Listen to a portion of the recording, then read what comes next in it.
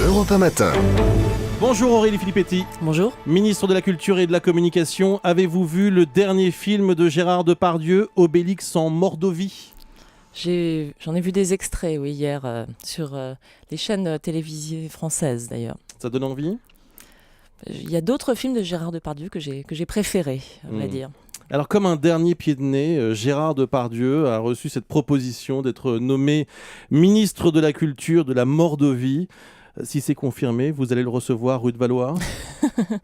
Non, écoutez, je pense que tout le monde en a un petit peu assez de ce feuilleton. Et on appréciait le grand acteur Gérard Depardieu qui a marqué le cinéma français.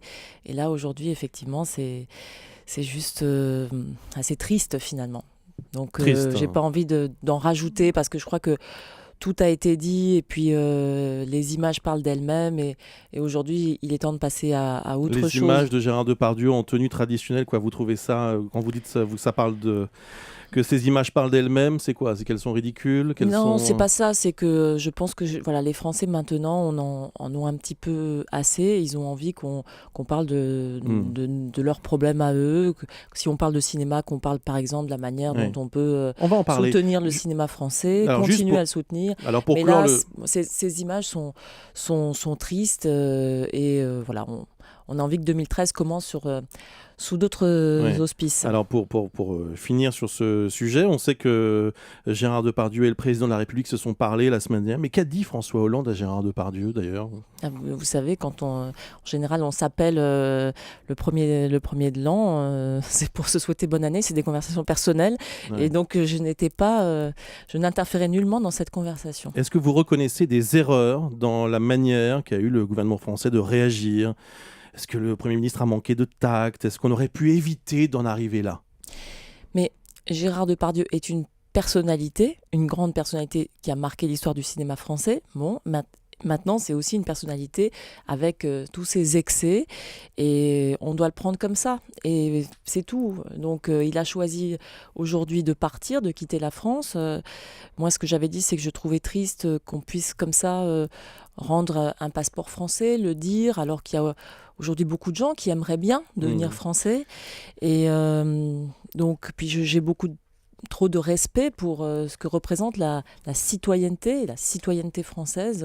Il reste un monument du cinéma français, quoi qu'il arrive. Mais de toute façon, il fait partie de notre patrimoine cinématographique, bien entendu. Et heureusement. Il n'y a jamais... Les grands artistes, vous savez... Les grands artistes ne sont pas toujours dans leur comportement exemplaire. Malheureusement, on peut le regretter, c'est comme ça. Mais en tout cas, on doit juger sur leurs œuvres et non pas sur leur comportement privé.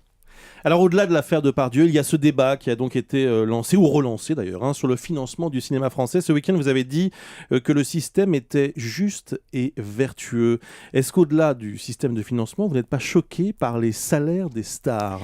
Je crois qu'il y a On parle de millions d'euros pour certains films. D'abord, il y a eu un amalgame terrible entre les salaires de quelques stars, parce que ça concerne une poignée de personnes sur 10 films par an, alors qu'on en produit plus de 240 en France. Bon, c'est 10 films par an. Bon, il y a eu cet amalgame entre les surcachés, on va dire, et puis le système de financement du cinéma français. Et ça, c'est extrêmement dangereux, parce que notre système, par le CNC, le Centre national de la cinématographie, il permet quoi ? De prélever de l'argent sur la billetterie, donc sur les films qui ont beaucoup de succès, qui ont souvent des gros budgets, pour les redistribuer vers les films d'auteur, vers les films à petit budget, vers les premiers films ou les deuxièmes films.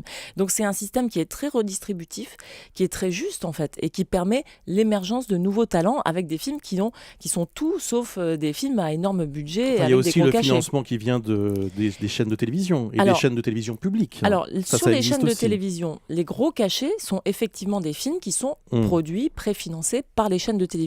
Et si on regarde sur les chaînes de télévision, ce que j'ai fait, eh bien on voit que les chaînes de télévision publiques ont, elles, une politique qui est diversifiée, qui va soutenir dans l'immense majorité, à une exception par an, on va dire.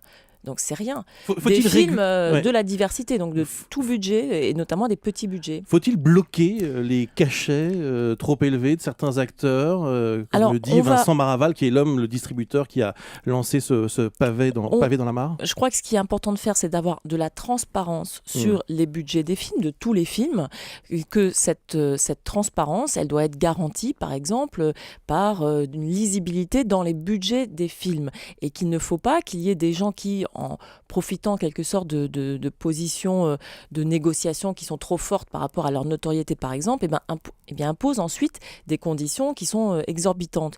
Ça, c'est une régulation qui se fait entre des acteurs du système qui sont des acteurs privés. Mais moi, 2 millions d'euros pour Danny Boone dans son prochain film, est-ce que c'est un problème ou pas? Il a dit 2 millions, voilà. Il a rectifié, il a dit c'est pas 10, c'est 2. Parce qu'il est pas seulement acteur, il est aussi producteur. Est-ce que c'est un problème ou pas? Ou est-ce que c'est le cinéma, c'est comme ça, c'est une industrie? C'est pas de l'argent public. Et ça, il faut vraiment que les Français l'entendent. Ce n'est pas de l'argent public, parce que l'argent public dans le cinéma, il est au contraire prélevé sur les films à gros budget pour être redistribué vers les films à petit et moyen budget. Mais ce que je souhaite qu'on fasse, c'est qu'avec le CNC, on puisse organiser un débat, parce que j'ai l'impression que tout le monde a besoin de beaucoup parler et que tout le monde a beaucoup écrit pendant la trêve des confiseurs, c'est très bien. Donc il y a sans doute, ça sera sans doute très positif, un débat au CNC pour avoir une certaine pédagogie sur les budgets des films français. Aurélie Filippetti, le comité entreprise extraordinaire de Virgin se tient aujourd'hui. Qu'est-ce que vous, ministre de la Culture, vous pouvez faire sur ce sujet qui concerne 1000 salariés? D'abord suivre avec attention ce qui va se passer pour les salariés. Il y a 500 salariés en Ile-de-France, 500 ailleurs dans les régions, et donc je vais les recevoir cet après-midi. Je recevrai l'intersyndicale. J'ai aussi pris contact avec la direction de Virgin France et la directrice qui a repris les rênes il y a très peu de temps, qui a essayé de sauver la situation, mais effectivement ce sont des années derrière de choix stratégiques sans doute contestables. Ce qu'on peut faire, c'est veiller à la meilleure issue possible pour chacun de ces 1000 salariés. Et puis ensuite, la deuxième chose, c'est qu'effectivement, ce sont les commerces culturels physiques qui sont menacés aujourd'hui, et que donc, pourquoi ils sont menacés? Parce qu'il y a l'émergence de grands sites de vente en ligne qui, eux, échappent complètement à toute forme de concurrence loyale, puisqu'ils ont une fiscalité, ils ne payent pas la même fiscalité que les autres, puisqu'ils sont souvent basés ailleurs qu'en France.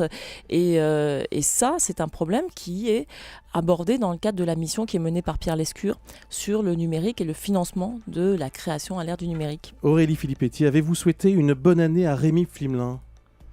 J'ai souhaité une bonne année, oui, par l'intermédiaire d'une petite carte, mais pas encore oralement. Mais je vais le faire très rapidement, puisqu'on est en contact et nos équipes travaillent ensemble, évidemment, puisque on a d'ici la fin du mois de janvier, on veut pouvoir mettre en place les grandes lignes stratégiques de France Télévisions. Je lui souhaite de réussir dans une situation qui n'est pas facile, et donc de pouvoir mener à bien les nouvelles orientations stratégiques de France Télévisions. Il sera toujours patron de France Télévisions à la fin 2013 ?